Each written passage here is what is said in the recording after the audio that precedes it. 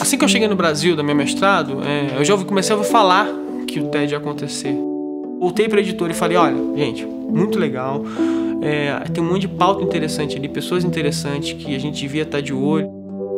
O evento é inspirador, quer dizer, gente bacana fazendo coisas interessantes, e aí você sai de lá assim, tipo, pô, e o que eu posso fazer? Acho que é um pouco do que acontece. Eu sou jornalista de formação. Em 2007 eu tinha feito uma seleção para uma bolsa e no final de março me avisaram que eu ganhei a bolsa.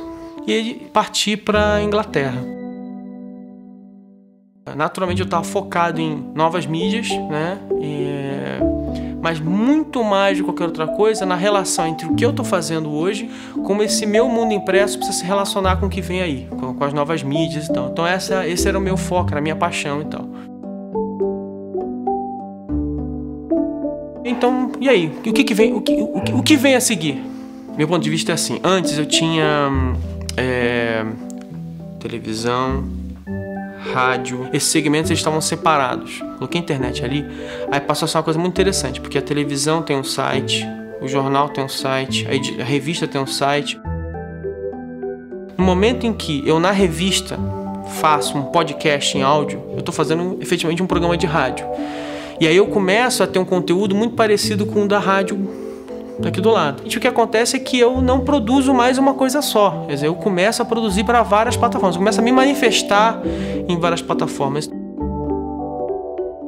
Como é que vai ser uma revista no e-reader? Para mim, assim, a versão 0.5 não é a versão 1, não. A versão 0.5 seria se você pegasse a revista, porque agora como o tamanho é assim, né? Se fizesse só assim, visse a revista ali, pudesse ampliar, diminuir. Esse para mim é a versão 0.5. É o starting point da história. No mínimo ter isso. Mas assim, isso é tão pouco, as possibilidades são imensas. É que nem quando a gente criou a primeira revista, ela não tinha foto, porque não dá para ter foto. É óbvio que celulares e readers vão apresentar para nós novas possibilidades. Então o que o papel não pode fazer? A gente pode fazer no digital. Tem um ideário que surgiu com a internet, tá?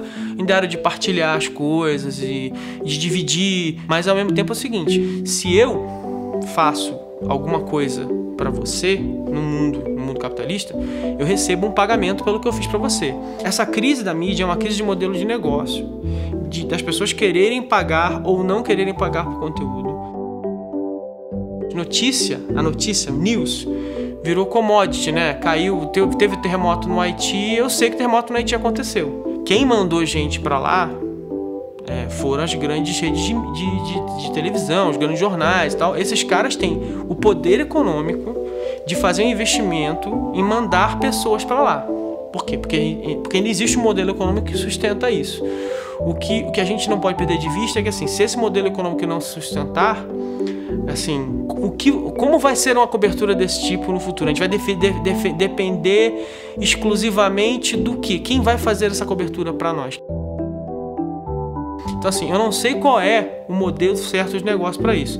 O fato é que tem agentes econômicos muito importantes que a gente não conseguiu equilibrar ainda. Então, acho que o grande desafio nesse momento é encontrar esse mercado.